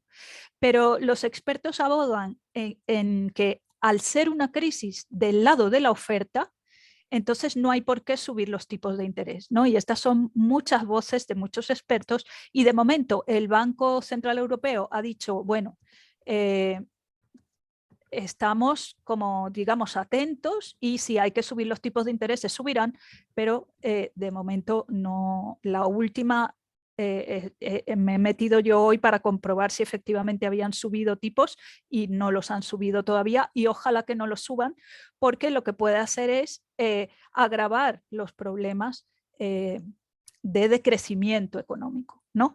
Y es que en ese sentido, ahora cuando os comente la estanflación y por qué es difícil salir de ello, os comentaré por qué está en una situación que temen tanto los economistas y por qué están endiablados salir de allí, ¿no? Una estanflación es, digamos, la combinación de dos graves problemas, inflación y decrecimiento económico, ¿no? Entonces, se combinan ambos problemas y vuelvo al gráfico del shock de oferta porque esto me va a servir para explicar por qué es tan complicado. Cuando nosotros, o sea, hasta ahora las políticas macroeconómicas que se suelen aplicar para resolver las crisis, ¿no? Sobre todo las que tienen efecto a corto y medio plazo son las políticas keynesianas por ejemplo, si estamos en una recesión, aumento del gasto público, disminución de impuestos, disminución de tipos de interés, ¿no? Entonces, aumento de dinero en circulación son políticas que van a estimular la demanda agregada. Pero ¿qué pasa? En una estanflación yo tengo un problema que es la recesión, pero combinado con inflación. Si yo aplico políticas para estimular la demanda agregada, lo que voy a hacer, o sea, que esas políticas van a hacer que la demanda agregada se desplace hacia la derecha, ¿no? Y lo que van a hacer es ayudar con el problema de la recesión, pero agravar el problema de la inflación, ¿no? Por el contrario, si lo que trato de solucionar es el problema de la inflación y aplico políticas restrictivas, reduzco el gasto público, aumento tipos de interés, aumento impuestos, entonces eso me va a ayudar a corregir un poco el problema de la inflación, pero va a agravar el problema de la recesión, ¿no? Entonces, esto es lo que suele pasar con las estanflaciones y por eso son tan temidas, porque las políticas que se utilicen van a ayudar a resolver un problema, pero a agravar el otro. Entonces, es muy difícil salir de allí y las crisis de ese tipo, como por ejemplo la de los años 70, los países que sufrieron crisis económicas en aquel momento, pues tardaron mucho en salir de ahí, ¿no? a ver, aquí tenemos los datos. ¿Por qué os digo? Yo a corto plazo, una estanflación así a corto plazo, difícil. Habrá que ver qué es lo que pasa con la guerra y qué efectos sigue teniendo en la recesión económica, y si las políticas para paliar la subida de la energía no tienen efectos, entonces ya veremos un poco a medio plazo. A corto plazo las previsiones son de que efectivamente va a haber inflación en el mundo de un 6,7%, esa es la previsión, en la Unión Europea de un 3,5%, en Estados Unidos 7,9%, en España, por ejemplo, 7,6%, ¿no? Y el crecimiento, las previsiones son de crecimiento económico. Vamos a crecer menos de lo esperado, pero vamos a crecer. Entonces, yo, dados esos datos y esas previsiones, por eso pienso que no podemos hablar de esta inflación. No solo lo digo yo, he leído varios informes y varios expertos, y si alguien está interesado, pues al final les paso toda la información que consulté yo hoy, ¿no? Entonces, en principio, varios expertos descartan que pueda haber esta inflación, al menos en el corto plazo. En el medio plazo y en el largo depende de lo que esta guerra dure y de lo que pase con el petróleo, con el gas ruso, ¿no? Del que muchas economías son muy dependientes. Voy rápido porque no sé cuánto tiempo me queda, pero para intentar hablar, una de las cosas que también quería no pasar por alto es el tema de la crisis de los alimentos y las hambrunas, porque cuando pensamos en los efectos económicos, estamos pensando en el PIB, en la inflación, ¿vale? Pero también es importante recordar las nuevas formas de medición de desarrollo, el desarrollo humano, el desarrollo sostenible, donde también tenemos que tomar en cuenta, digamos, otro tipo de mediciones que nos hablen de cómo está afectando a las personas. Y Litzai antes puso este gráfico, al que precisamente conocí porque ella ayer compartió el informe de la UNTA, y lo estuve revisando esta mañana, y ya había escuchado yo varias noticias por la preocupación de la FAO, porque, bueno, primero se dice que Ucrania es el granero del mundo. Ucrania produce gran cantidad de distintos cereales, de semillas, y entre Ucrania, sí, ya me queda poco, ¿no, Nas? Sí. Sí, ya te expediste, pero te estamos dejando porque está muy bueno. Ay, gracias, ya casi voy a terminar, ¿vale? Gracias, perdonad. Y Ucrania, entre Rusia y Ucrania, fíjate. Pero te estamos dejando. Ay, gracias. Gracias. Fijaos, produce el 53%, producen juntas el 53%, por ejemplo, de girasol y las semillas, ¿no? de girasol, que tiene que ver con el aceite y eso. Del trigo producen el 27%, nada más y nada menos, ¿no? Entonces, la preocupación más grande de la FAO es la crisis que se pueda producir en África, porque 25 países africanos importan más de un tercio de su trigo a Rusia y a Ucrania, y peor aún, 15 de ellos importan más de la mitad de su trigo a Rusia y Ucrania. O sea, países que ya estaban muy, muy castigados por la pandemia, lo van a estar muchísimo más, y es que puede haber aquí unas hambrunas tremendas. Si os fijáis en este gráfico, rápidamente nada más me voy a concentrar, estos son los países africanos que están en situaciones más vulnerables, pero sobre todo, fijaos, Somalia y Tunisia y Libia, ¿no?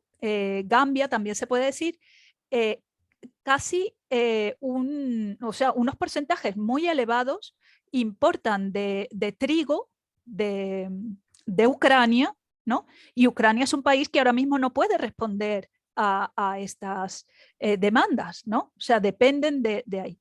Entonces, la FAO lo que pide es a otros países desarrollados que abran sus mercados, que no cierren sus importaciones y que no se olviden de estos países, que hay que tener en mente en la política ahora precisamente de paliar los efectos de la guerra, que no nos olvidemos de estos países y los efectos que va a haber, ya no solo de inflación y de decrecimiento, sino de hambre, o sea, hambrunas que se esperan terribles en estos países como un daño colateral de la guerra de Ucrania y Rusia. Bueno, ya para finalizar, comentarios finales. ¿Cómo enfrentarnos a todas estas consecuencias? ¿Qué políticas aplicar para que el impacto de la guerra sea el menor posible a nivel mundial?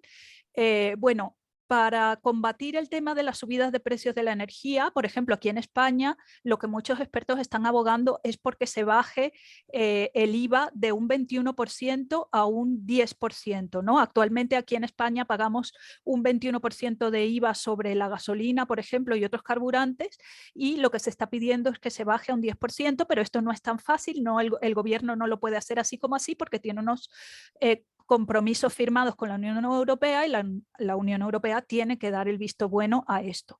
Luego, otra medida para el caso de Europa es modificar la forma en la que se establece el precio de la energía eléctrica, ya que es un sistema muy complicado, pero simplemente resumiré que se hace a través de una subasta y en la subasta entran energías renovables, energías de todo tipo, verdes y el gas, ¿no? Y entonces el precio que al final se marca en el mercado depende del precio de la energía más cara. Como el gas está subiendo tantísimo de precio, la energía eléctrica nos la cobran toda a precio de gas. Aunque, fijaos, en el caso de España, por ejemplo, gran parte de la energía eléctrica se produce por renovables, por energía eólica o solar, y sin embargo, que son más baratas, y sin embargo nos las están cobrando a precio de gas. Esto también es algo que viene de la Unión Europea y es algo también que se va a solicitar un cambio allí para poder cobrar la energía pues al precio de cada cosa que entre a producir la energía, no solo a precio del componente más caro, ¿no? El Banco Central Europeo está considerando subir tipos de interés, ya la Fed lo ha hecho, ¿no? Para controlar el tema de la inflación, pero como os dije antes, expertos abogan porque no se suban los tipos de interés, porque esto es un shock de oferta negativo y lo que puede hacer es empeorar el tema del decrecimiento económico.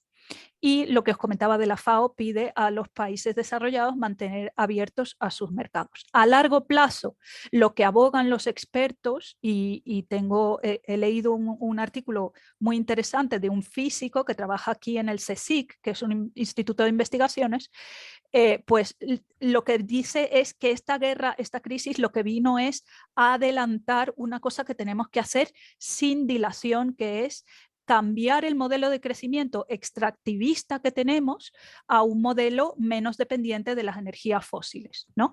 Entonces, que ya de una vez por todas tenemos que hacerlo. Lo que pasa es que sabemos que esto es una cosa a largo plazo y que es complicado ahora a corto, pues cambiar y atacar esa dependencia tan grande que tenemos de las energías fósiles.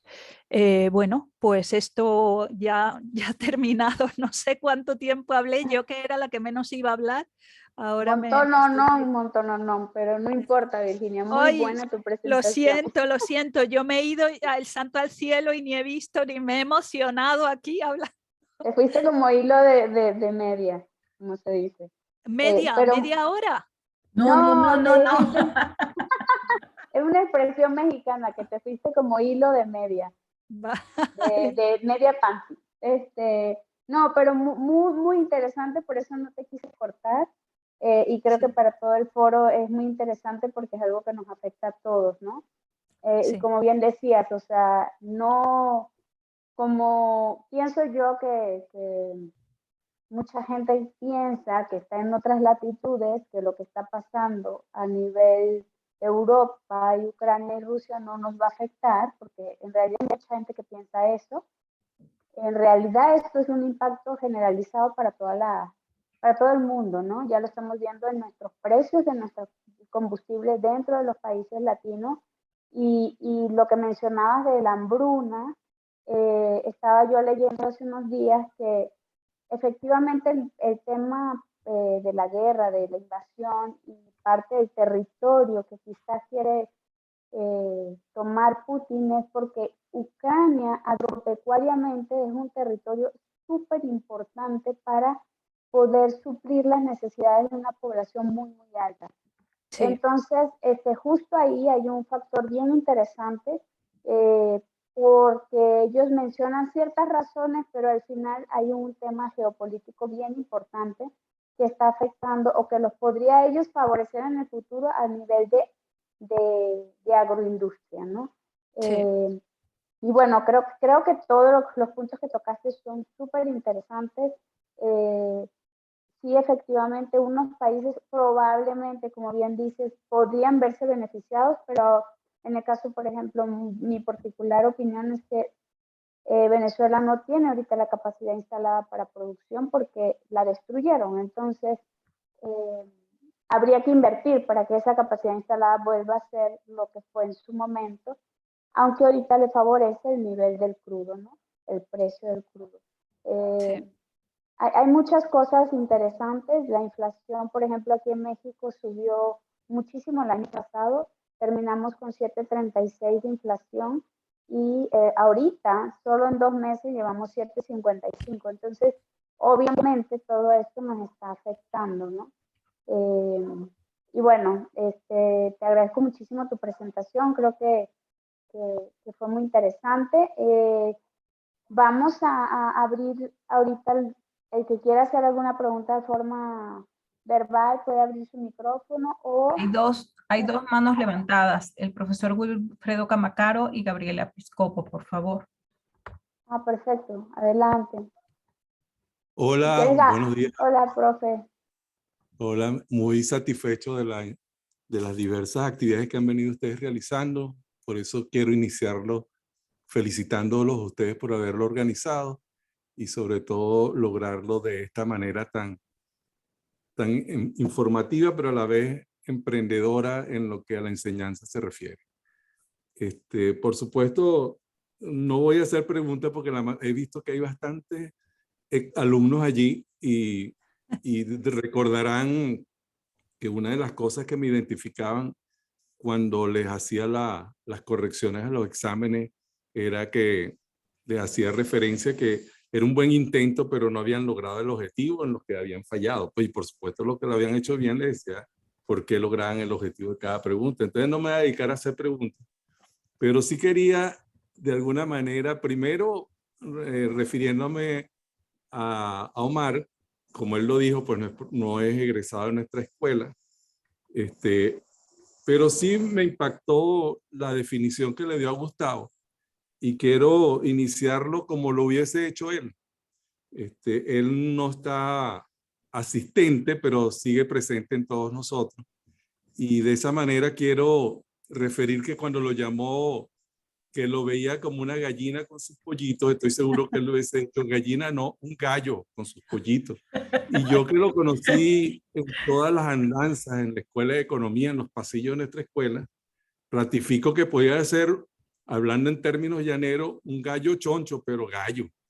Bueno, en ese sentido, también, bueno, por supuesto, sus explicaciones que hacía, y aprovecho que estaba Pablo Polo allí entre los asistentes, hemos sido defensores de lo que es las políticas de oferta. Y creo que en Venezuela la gran dificultad que se está viviendo es ello. Pues seguimos buscando salidas en las políticas de demanda y sobre todo políticas de orden monetario y financiero cuando tenemos una debilidad de economía real que cada día se agudiza más.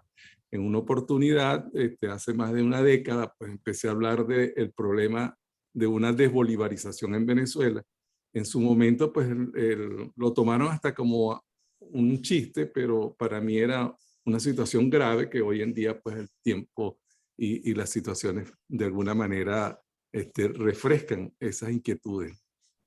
Eso es un poco por lo que planteó Omar. Muy bien, Omar, te felicito, estuvo muy interesante. Y hablar del ICSAI, imagínense ustedes, mi preparadora en la asignatura de Historia y Doctrinas Económicas, y me siento muy satisfecho y muy orgulloso de ver cómo y oír cómo ella ha hecho su exposición. Sin lugar a duda, pues estamos insertos hoy más que nunca en la realidad internacional. Siempre hemos estado muy relacionados, pero en esta oportunidad, pues como ella muy bien lo expresó, estamos en una situación donde el escenario nos obliga a insertarnos en ello con otra manera, otra visión de economía que la que estamos viviendo actualmente en Venezuela.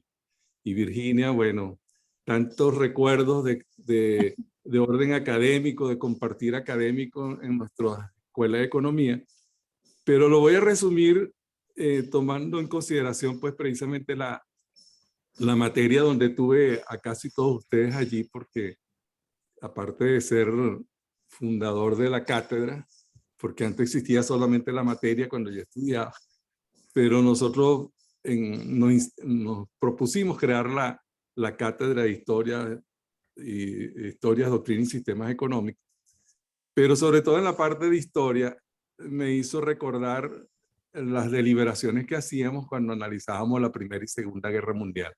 Y ella hizo un análisis muy interesante de la relación costo-beneficio, pero sin duda como economista, pues al final evaluaremos a ver si esa relación es realmente positiva o tiende a hacerse cada vez más negativa. Quiero cerrar refiriendo a otro gran amigo y muy amigo de Gustavo. Por cierto, son los creadores digamos, el chiste, porque más que un sobrenombre yo lo veo como un chiste que se les ocurrió cuando me colocaron el término de tirabecito. Me refiero al profesor Francisco Contreras. Él ha hecho mucha insistencia que en Venezuela estamos viviendo una hiperestanflación. Y eso lo correlaciono con lo que decía Virginia y digo, bueno, nosotros somos realmente gloriosos. Debemos pasar a la historia porque si hemos soportado esta hiperinflación, el ver los niveles inflacionarios mundial, pues para nosotros es como que rutina ya superada.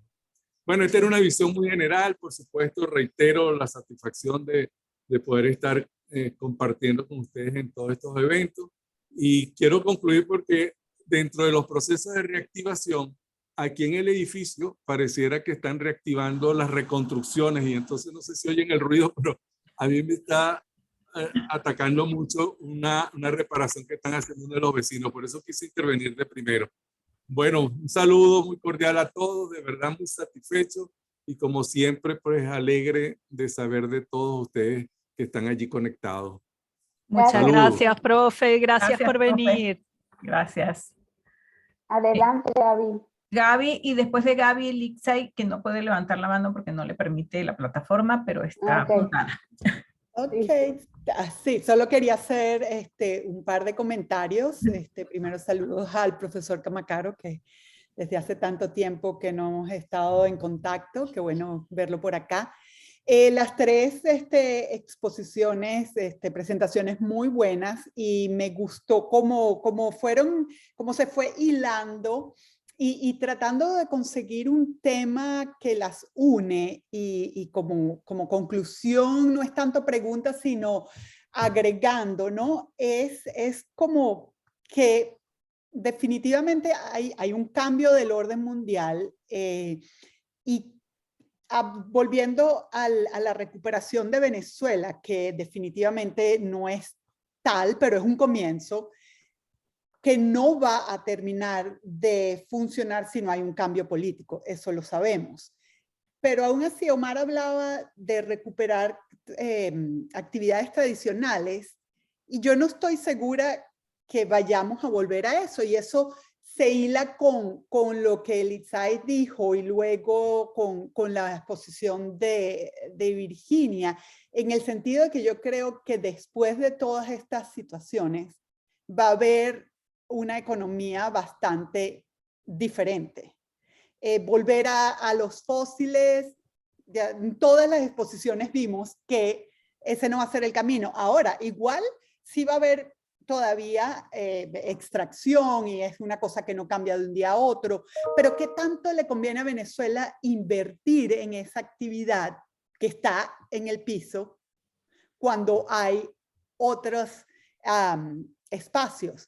Y la otra pregunta es, ¿qué tanto la industria manufacturera es realmente ahora en países como Venezuela una fuerza creadora de empleos, cuando la tecnología está cambiando tal que muchas veces una planta tiene 3 o 4 operadores. O sea, todas estas cosas nos hacen concluir que no va a haber una completa recuperación si no pensamos cuáles van a ser esas actividades del futuro, cómo va a cambiar el mundo.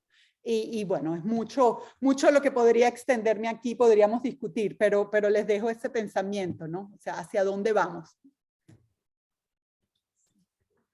Gracias. Gracias, Gaby.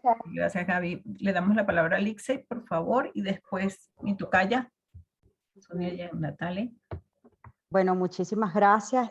Bueno, lo primero que debo es transmitir nuevamente el mensaje de Omar que me envió por mensaje de WhatsApp, que por favor lo disculpara nuevamente, pero tenía ya una reunión previamente agendada y literalmente su voz se escuchaba que salió corriendo a montarse al carro.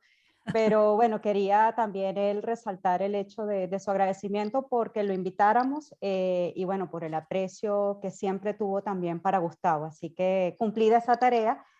Paso a hacer 2 comentarios y luego una especie de reflexión sobre lo que acaba de comentar Gabriela. Lo primero que quería comentarle es acerca de lo que hablaba Omar con respecto a la situación de pobreza y aquí traigo a colación algo que se ha estado discutiendo localmente sobre la base de los números que presenta la señora Susana Rafali. Y ella, entre otras cosas, comentaba, bueno, hay una situación de pobreza y también vinculado con la deficiencia de la educación en nuestro país, pensándolo en la formación del recurso humano que va a hacer la generación de relevo. Oye, ¿cuál es la capacidad que tendremos realmente de ese recurso humano?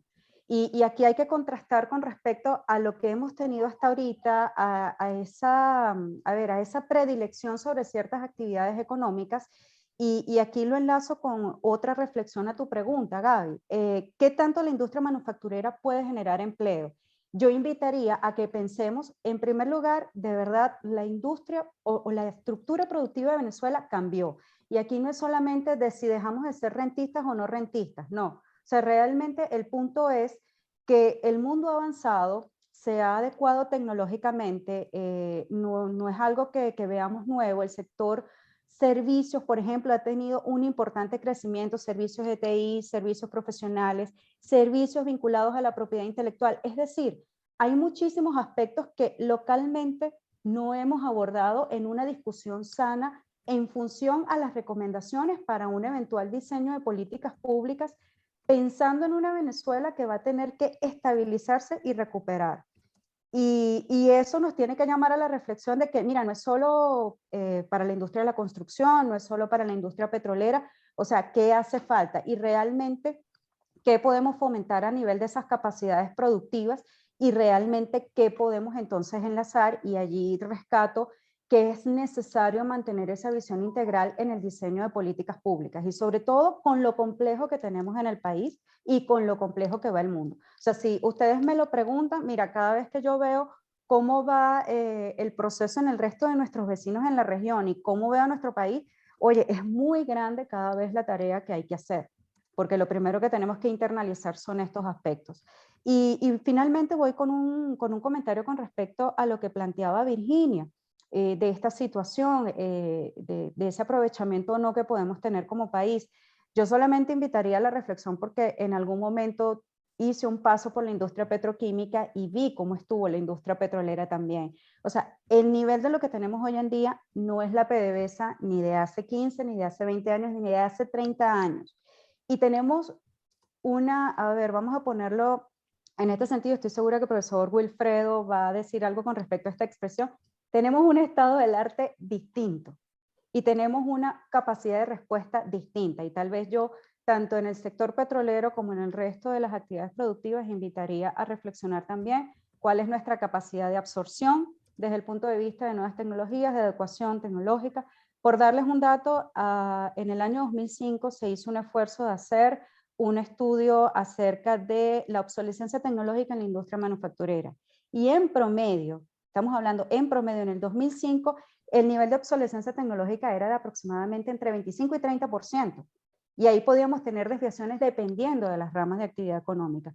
Entonces, particularmente y siendo muy técnica y muy objetivo sobre la base de cómo nos formamos los economistas de la Universidad de Carabobo, Hace falta que veamos realmente cómo hacer un mapeo más profundo, porque definitivamente no podemos pensar que nuestros sectores productivos son los mismos, incluida la industria petrolera, y tenemos que pensar cuáles son las alternativas, cuáles son las herramientas con las que contamos y qué nos va a hacer falta, tomando en cuenta situación de recursos humanos, situación de infraestructura de servicios, etcétera, porque si no, vamos a dejar por fuera elementos de la ecuación que son muy importantes si queremos apostar a resultados realmente eficientes y muy importante también, sostenibles, y que permeen en un efecto derrame a lo que queremos, que se genere empleo, que se genere a su vez todo ese círculo virtuoso y que tengamos ese equilibrio general del cual también hablábamos con Gustavo. Excelente. Gracias, Richard. Sonia.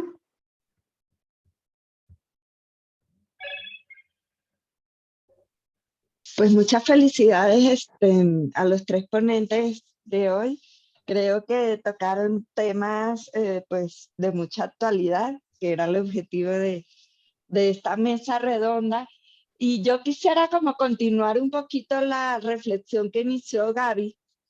En este sentido, hace pocos días leí a un columnista del New York Times, Thomas Friedman, el cual relataba un aspecto de la globalización que ha emergido con el conflicto de Rusia con Ucrania, que nos muestra pues un lado tal vez un poco inesperado de ese gran nivel de conectividad que vemos hoy en día en el mundo, y es que se ha observado como una suerte de comportamiento de donaciones a Ucrania, pero de individuo a individuo. ¿Y cuál es la plataforma que se utilizó? Airbnb. Entonces, mucha gente, sobre todo de Estados Unidos, Canadá y Europa, pagaron días o semanas de renta de casas, departamentos, etcétera, en Ucrania sin la intención de ocuparlo. Entonces, una reflexión de este columnista es que ningún programa de ayuda, como por ejemplo USAID de Estados Unidos, podría haberse desplegado de una manera tan rápida y tan efectiva como esta. O sea, incluso es una iniciativa de individuo a individuo, pero a mí me lleva pues a una reflexión en términos de desigualdad, porque ¿quién puede poner un inmueble a la renta en Airbnb? O sea, ya como que, por ejemplo, en Venezuela, si uno quisiera hacer este tipo de donativos, la dualidad que mencionaba Omar todavía se exacerba más. Porque ¿quiénes pueden poner un inmueble a la renta por Airbnb? Entonces, mi pregunta es, ¿habrá alguna plataforma digital a la cual tengan acceso estas personas en situación de pobreza extrema, en la cual se puedan hacer donativos de manera tan directa? Sonia, tienes que crearla. Tienes que crear, bueno, has dado en un clavo buenísimo, porque fíjate que, y perdonad que interrumpa esta cosa, pero es una cuestión que yo me pregunto muchas veces, que a veces quieres mandar donativos a Venezuela, por ejemplo, a gente que sabes que está en unas condiciones de pobreza muy grandes, pero que están fuera del sistema, que no tienen cuenta bancaria, que no tienen, y dices, quiero mandárselo, pero ¿cómo lo mando? ¿No? Y mira, ahí, perdón, era una pequeña interrupción. Paténtalo.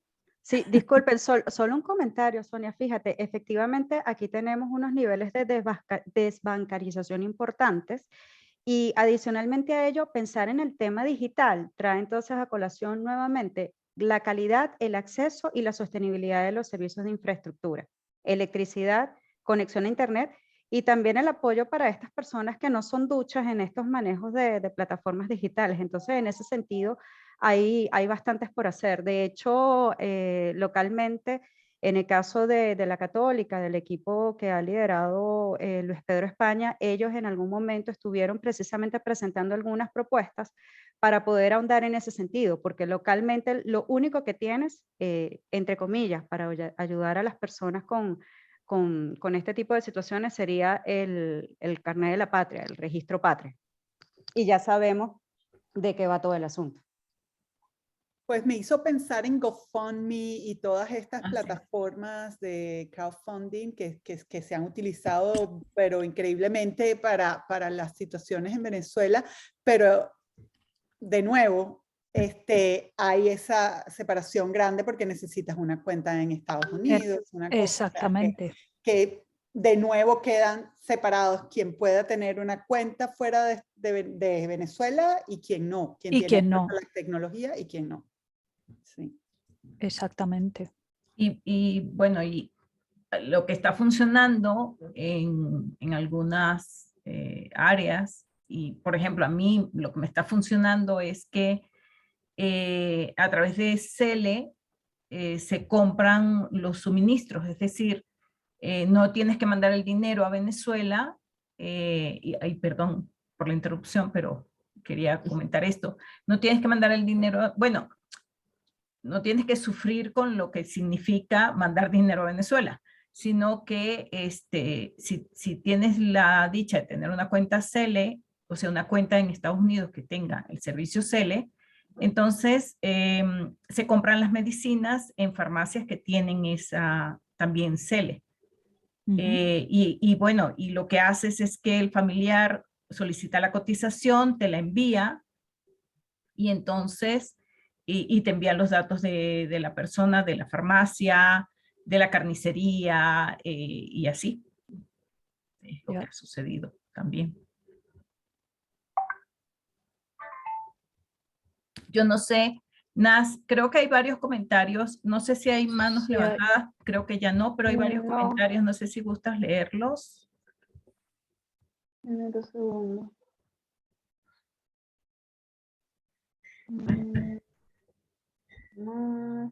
Rosa, que agradece la presentación de Lixay, que también fue su alumna.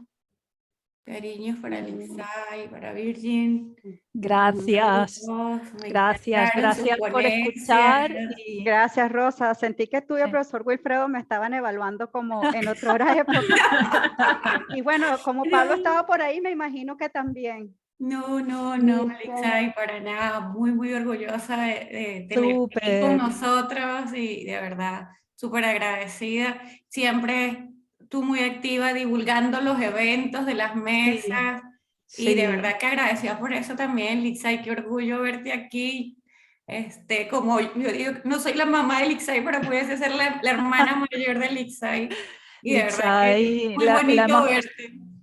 Cómo ha crecido, y yo la verdad es que el día que le hice la entrevista y ahora escuchándola, pues te quedas muy, muy orgullosa de Lixay. Y bueno, no sé si hay alguna otra pregunta, pero me gustaría... agradecimientos. De lo de... Hay un comentario de Isabel Hidárraga con relación al último punto que estábamos tocando.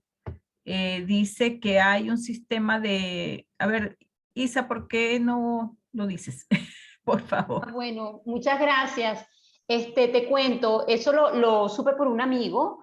Hay un sistema que se llama, por ejemplo, Zinli, con Z, donde una persona que tiene una cuenta en Estados Unidos compra una tarjeta de débito, la recarga, es como una tarjeta, pero tiene sello Visa o Mastercard, y el que está aquí, que tiene esa tarjeta, pues sale con esa tarjeta a comprar. Lo único es que a partir de abril va a tener un recargo de un impuesto de 3%, pero esa es una manera en la que se puede mandar dinero a personas acá en Venezuela, y se las pongo allí a disposición para que piensen quienes quieran mandar dinero a personas en Venezuela. Se llama Zinli. ¿Lo has puesto? Déjame ponerte el nombre que me dijeron. Ah, vale, gracias, Isabel. Está sujeta a cuenta en Estados Unidos porque se recarga, tengo entendido, vía Cel, y ese resuelve otro problema que hay acá en Venezuela, que cuando se hace un pago CEL a una persona y no sabes que esa persona está relacionada con dentro del círculo de lo que es una persona que tiene una sanción OFAC, te pueden cerrar la cuenta. Entonces, los venezolanos, aquí se tiene mucho temor a perder una cuenta en Estados Unidos, porque además nosotros tenemos la restricción de visas, a nosotros nos están pidiendo visas en todas partes. Entonces, con Silly se ha encontrado la manera, y hay otras plataformas que están naciendo, lo que sí hay que revisar de quién son las plataformas, porque bueno, y esa forma que dice Sonia de comprar, pues sí, hay muchos supermercados que reciben pago y entregan el producto a las personas. En Valencia particularmente los hay. Entonces, esa es otra manera de solucionar el problema a tu familiar que está afuera. Porque ya le pagas directamente el mercado y le pagas las medicinas. Sí, perfecto. Gracias, Isa. Bueno, siempre la orden. Gracias. Bueno, yo los dejo, yo me tengo que retirar. Muchísimas gracias a todos. Naz, muchísimas gracias a ti por excelente moderación. Gracias a ustedes, que tengan bonita tarde y gracias a todos los que participaron. Muchísimas gracias a todos. Pues sí, ya no hay más. Yo creo que ya no hay más preguntas. A mí me habría gustado, pero creo que Gaby se ha ido, hablar con Gaby un poquito sobre su pregunta, que me pareció súper interesante, pero ya lo podemos hacer en otro momento entonces. O si quieres responder y que quede grabado, Virginia. Sí, de paso, bueno, básicamente pensaba yo decirles que os puedo mandar, y quien quiera también lo puedo mandar luego a la lista de toda la gente que se inscribió, todas las lecturas, los vínculos a todas las lecturas que yo consulté hoy, pero es que una de ellas tenía que ver con el tema del futuro, ¿no? Cuando hablé del largo plazo, y era un poco por donde Gaby iba, decir, bueno, a largo plazo tenemos que cambiar el modelo de productivo, ya pasar de un modelo extractivista a otro modelo, pero ¿cuál es ese modelo? Por ejemplo, en Europa se está dando mucho peso al tema de la economía circular y al tema de tratar de quitar parte del peso de la extracción de nuevos materiales, intentando reciclar digamos, de los productos que ya están hechos y de alguna manera. Entonces, por ejemplo, hay un vídeo muy sencillito de una fundación aquí que se llama Fundación Cotec, que también os lo puedo mandar, donde se habla de la economía circular y que habla de, digamos, ese hecho de, por ejemplo, ya vemos en el mercado un montón de productos, por ejemplo, tecnológicos reacondicionados. Se utilizan productos más antiguos, pero se les ponen chips más nuevos, por ejemplo. O no sé si en México o en Venezuela también lo veis. Aquí en España ya lo vemos mucho. Por ejemplo, ropa que está hecha en un 50, en un 60 o en un 80% con material reciclado. Es decir, no se tuvo que cultivar el algodón, sino que se hace ya con tela reciclada, ¿no? Entonces, en la Unión Europea se le está dando ahora mucho, o con los plásticos, por ejemplo. Eso es lo que se está ahora dando financiación para los proyectos que busquen innovar en esa línea de la economía circular. Otra cosa que también hablo yo con mis alumnos en clase es el tema del empleo del futuro, ¿no? Que también Gaby lo mencionó, y el tema de a dónde vamos. Las tecnologías cada vez abarcan más de los procesos productivos y menos mano de obra, fuerza laboral necesitamos, ¿no? Entonces, ¿a dónde van a ir esos trabajadores? Y ese es otro documental muy bonito que también os lo puedo pasar luego. Os paso la lista con las lecturas y los documentales, que tiene que ver con cómo se espera que sea el empleo del futuro, cuáles son las características que más demandadas están. Pues precisamente de lo que más demandado está va a ser, o sea, cuando demanden trabajadores humanos, digamos, y no máquinas o robots, las empresas lo que van a querer es gente con capacidad crítica, creatividad, cosas que nos hacen, o sea, cosas que son solamente de los humanos y que las máquinas no pueden hacer. El problema es que precisamente ahora el sistema educativo no promociona esas características.